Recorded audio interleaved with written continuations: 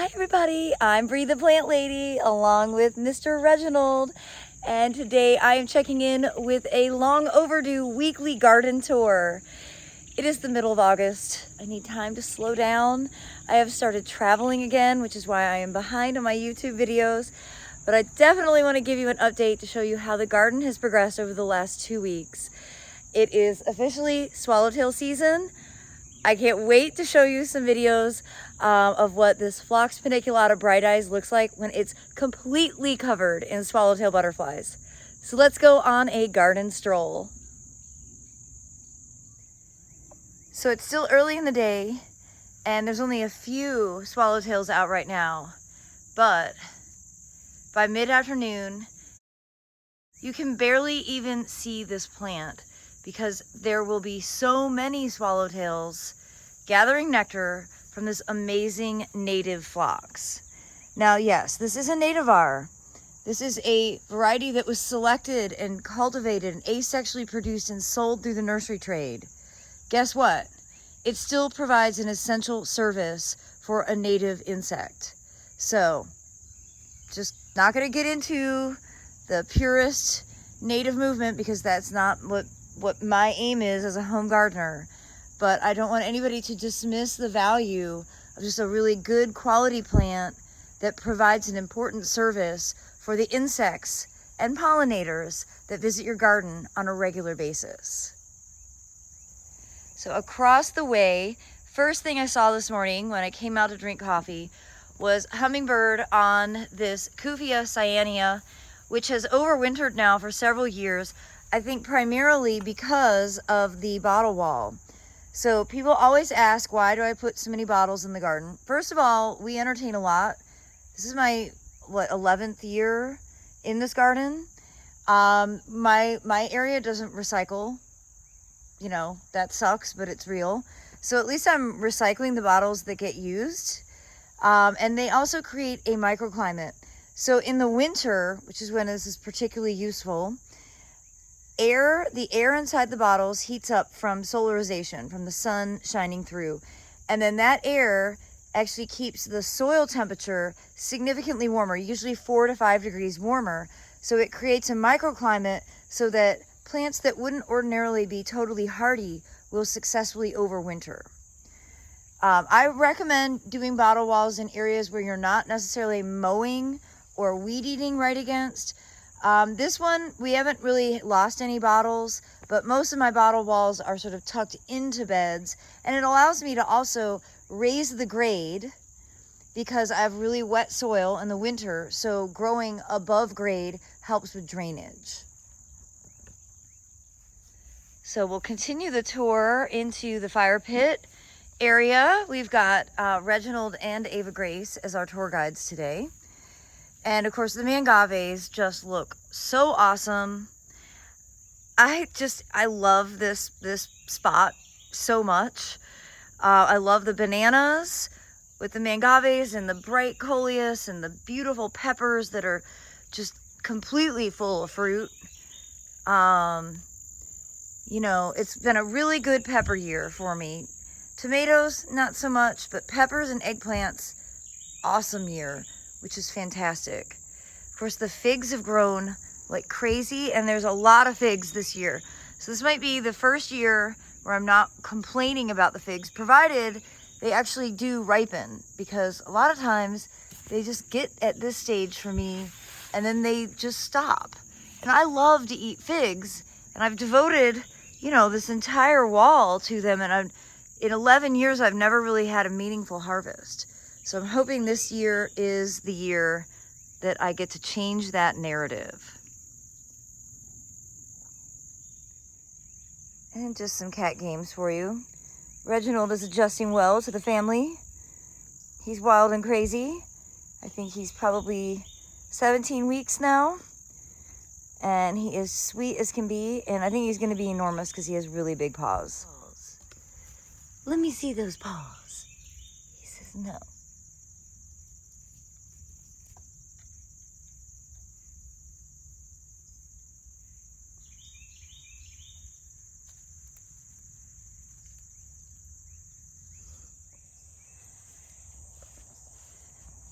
huge amount of raspberries.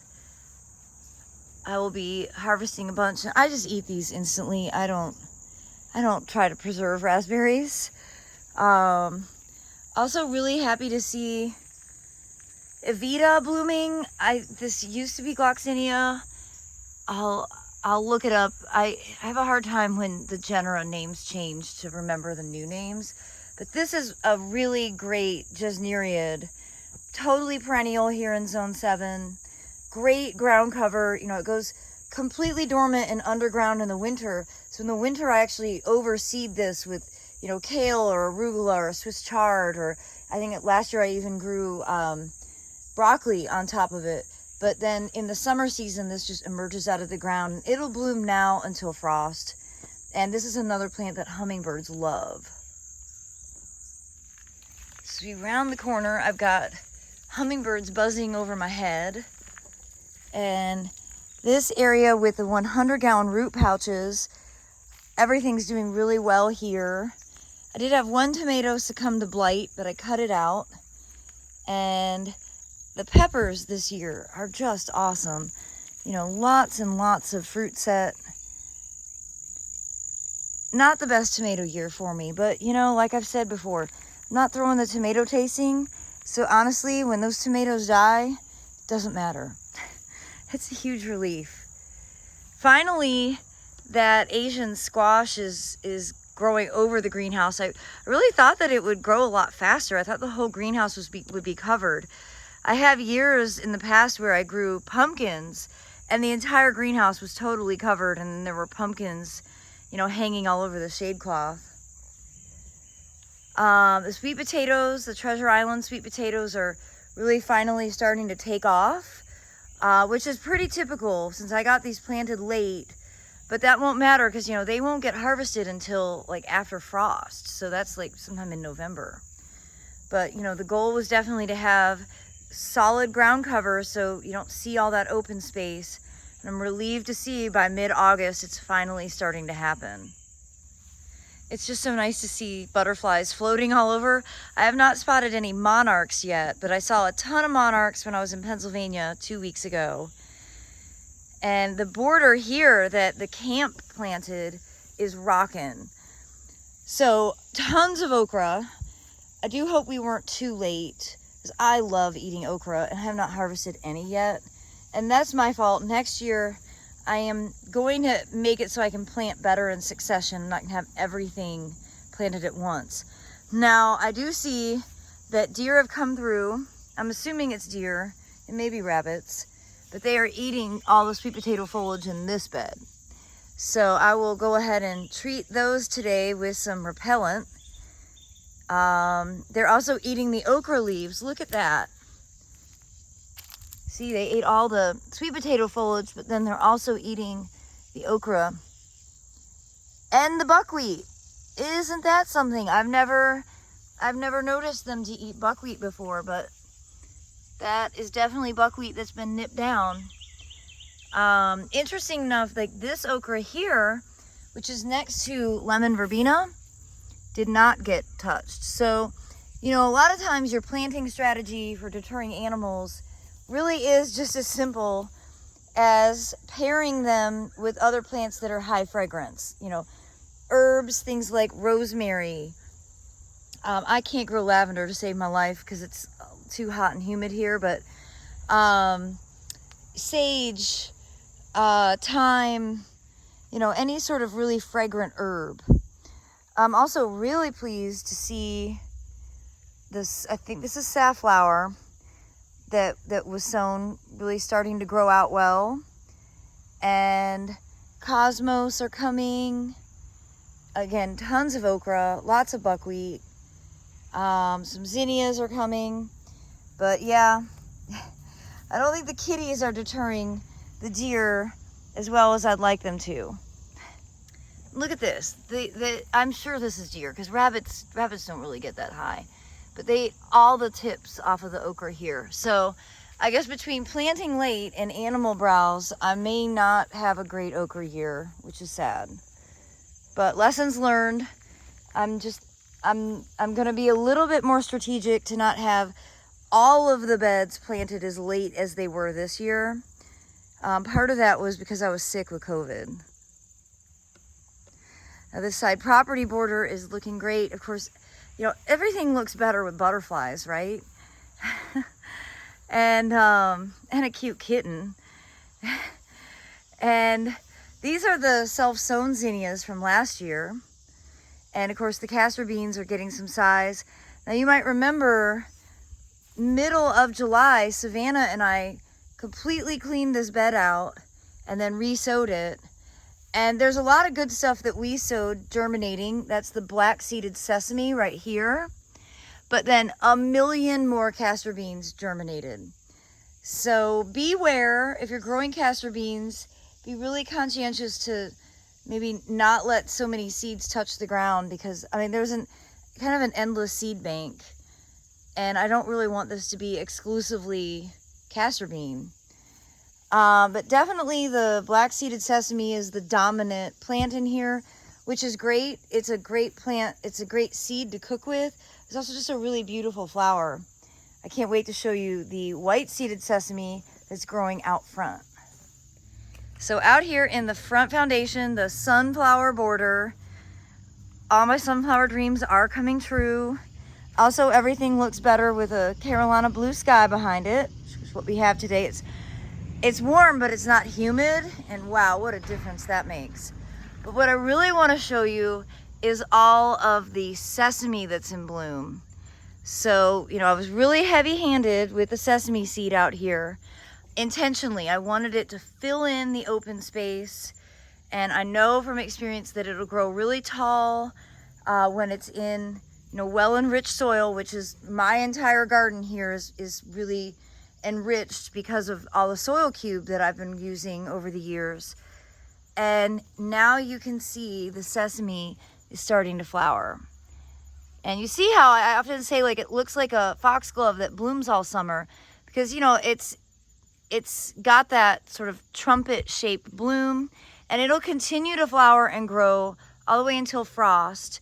And then where do sesame seeds come from, right? Well, this is where sesame seeds come from. But the spent flowers, you see the seed pods are right here. They're not ripe right now, they're green. You see they're opposite, and then alternate orientation along the stem going up. And every seed pod will have, you know, hundreds of seeds in it. By the time this is finished, you just cut the stalks down after frost, and then all the seeds will come out. And you'll never have to buy sesame seed again, especially when you grow this many. Remember, sesame is native to India. It loves heat and humidity. It'll tolerate drought, but if you give it a little moisture, you'll really reap the benefits.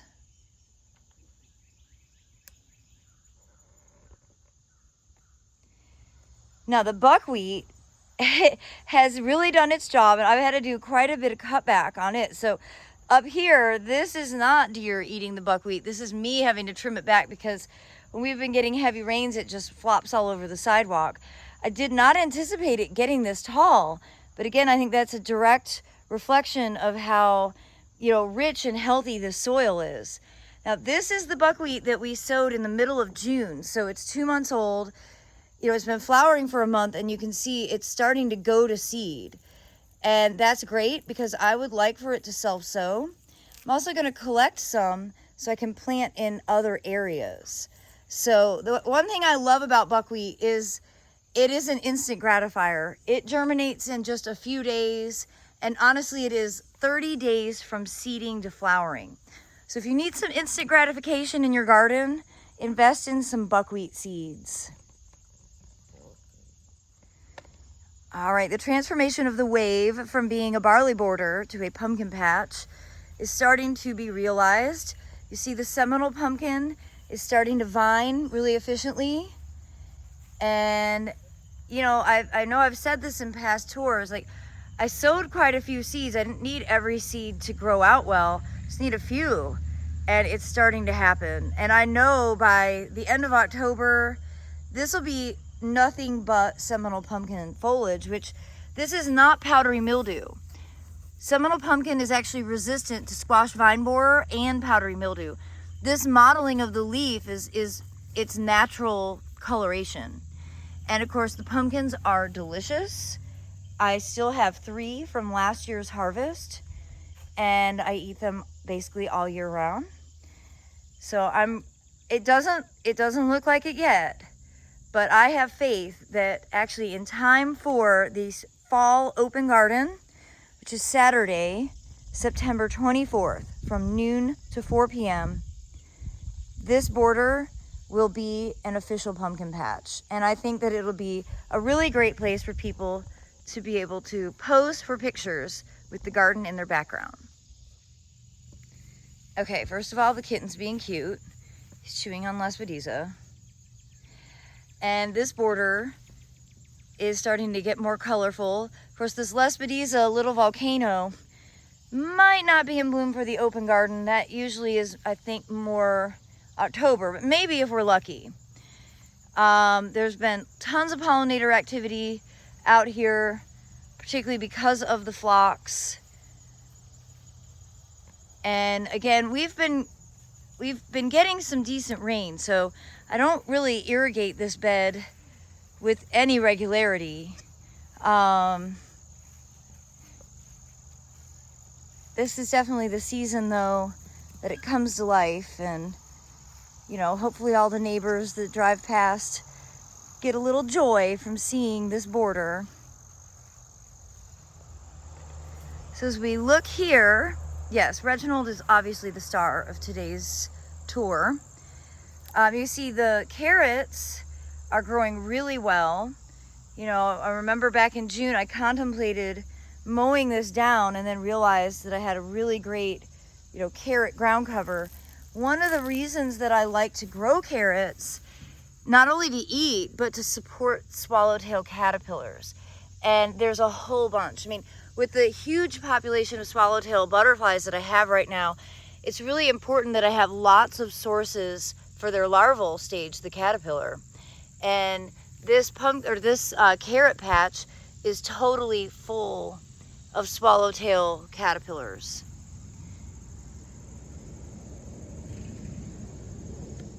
And all you have to do is walk a few feet from those caterpillars to find where the adults are hanging out. I just get so much joy from seeing butterflies in the garden. It's definitely a huge motivator for me. And here in this foundation bed that Savannah and I did a little earlier in June, the zinnias that I direct seeded are starting to flower. And this is one of the Queen Lime series. I have to look at the video to see which cultivar it is, but I just think that color is so exquisite. Of course, the animals have been busy coming in here eating these sweet potatoes as well, but I think the sweet potatoes will overcome that browse. But I'm gonna make sure I get out here with my I Must Garden deer repellent and get everything sprayed tonight. All right, over onto the next door property. The container gardens are doing great. Lots and lots of produce coming here. Looks like I must have a hornworm because you see these tomatoes are nipped off, and that's not deer damage. That's hornworm damage up here. So I'm gonna put my critical eyes out and see if I can find it. But not really the end of the world. Lots of peppers. These are great fresh eating peppers, but I'm actually going to dehydrate some in my air fryer, which I've never done before. I'm pretty excited to do. That way we can have some pepper flakes. And of course, tomatoes coming. This is Peche, one of my favorite varieties. They actually feel like a peach. So they have like a little bit of fur on the skin, and they're really like citrusy and delicious. I was in the mountains celebrating my good friend into the Western North Carolina Agriculture Hall of Fame. And of course, this is the bench that he gave us as a congratulations for buying the next door property. And obviously we haven't been sitting in it because the Plectranthus is completely taking over the seat. So one of my goals for today, because it's not so humid, is to undo this bag of soil cube and basically just rake it out all over. So this section of lawn is mostly crabgrass, which is not desirable. I'm not gonna spray or do anything. I'm just gonna start prepping the area with soil cube, and then to try to encourage, and likely we'll plug in bits of the centipede, because in my big design plan, this is going to be a grassy open area to connect the 2 yards. The major beds that I'm going to install this fall are going to be more out along the front section. They're going to be really large, again focusing on native plants, but out there will be not only natives but direct seeding and food crops incorporated. So a little more traditional of how I garden compared to the first bed that I planted. And I just got this done. Well, I got it planted just a few days ago. I also today have the goal of getting the ground aged pine bark for this, and I'm going to do an overseeding of some annuals to fill in the gaps in between the plants to prevent, you know, weed pressure and just give it a little extra interest. If you watch my video, you'll know, like, this was very counterintuitive for me. I garden in a different way than this new naturalist approach, but I'm wanting to embrace it and expand my horizons and have a better understanding of the plant palette. And I think for my first attempt, this is good. I'm sure along the way I'm going to learn a lot, but this is my first approach to it. And you can watch the videos about the specific plants, but you know, it's a lot of flowering perennials, things like agastaches, echinacea, baptisia, pycnanthemum, eutrochium, penstemon, salvia. The only ornamental grasses I have in here are muhlenbergia, and that's because I haven't gotten my ornamental grass order placed. But I think this is a really good start. I'm really happy to have one bed done, and obviously Reginald approves. And let's face it, that's really all that matters.